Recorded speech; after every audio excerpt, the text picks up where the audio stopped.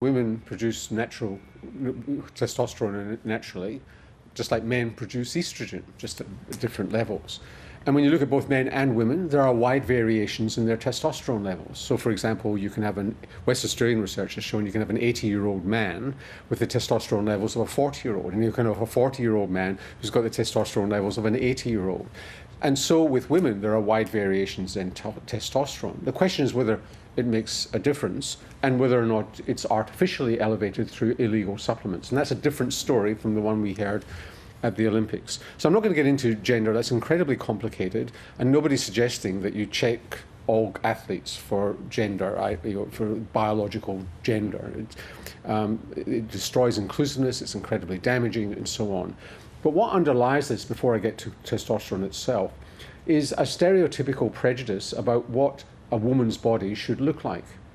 And we should be used to this now, because as we've seen men's sports, traditional men's sports, opening up to women, you've seen the effect of training, of nutrition, of just different body types, where you might be taller, you might be more muscular naturally, you might have different types of muscle tissue in your body.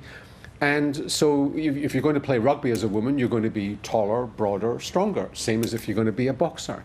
And so some people think, well, how can this be? And it's prejudicial. And there's no relationship really between a woman's natural levels of testosterone and her body shape and size.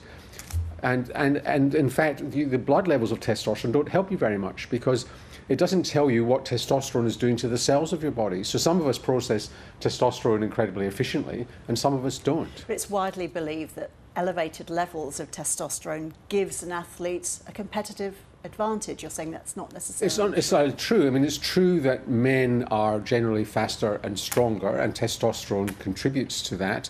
But genes make a big difference as well. So it's not denying that testosterone is important, but the fact of the matter is that training, nutrition, and just what you were born with make a huge difference. And actually, when you look at the evidence of testosterone supplementation in people who are not sporting, it kind of supports that, because if you, before I say that, just go to supplements now. Sure, if you take anabolic steroids, which build up your muscles and your bone strength, that makes a big difference, which is why they test for it. Testosterone is actually quite weak at doing that compared to the artificial anabolic steroids. But let's talk about testosterone and hormone replacement therapy. So women postmenopausally, some doctors are saying you should be having testosterone. And there's a belief that it's going to prevent dementia, it's going to strengthen you up, it's going to stop fatigue, and so on. When you do the randomized trials, the one thing that testosterone is quite good for, but not brilliant for, in postmenopausal women, is when they have low libido, which bothers them.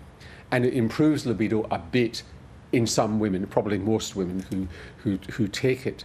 But it doesn't do much for their physical well-being, nor does it do much for men's physical well-being either. It's not this magical hormone.